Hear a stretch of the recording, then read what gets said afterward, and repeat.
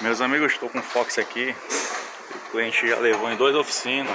Tem um barulho do lado direito. Toda vez que ele chega, o pessoal analisa, não tem fogo. Realmente está tudo justinho aqui. Só que bate muito. A beleza aqui parece estar em bom estado, mas eu vou tirar só para tirar. Eu desliguei ela, tirei fora só para tirar uma dúvida. Tá tirando do outro lado aqui, ó. Vai tirar uma dúvida.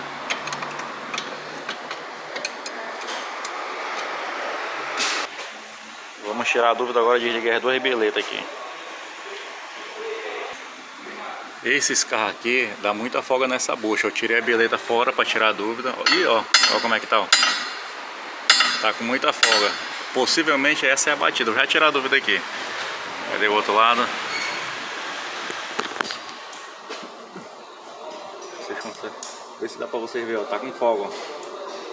Só que com a beleta no lugar, dificilmente o cara vê se a gente consegue verificar esse demais, tá vendo aí, ó? Isso bate muito. E outra observação é que a barra deveria segurar aqui, ó. Eu vou soltar ela. Okay. Então a batida é essa borracha do estabilizador, hein? Isso é um Fox. Fica a dica aí, uma dica, né? Quem sabe, sabe. Quem não sabe, aprende. Ó a folga.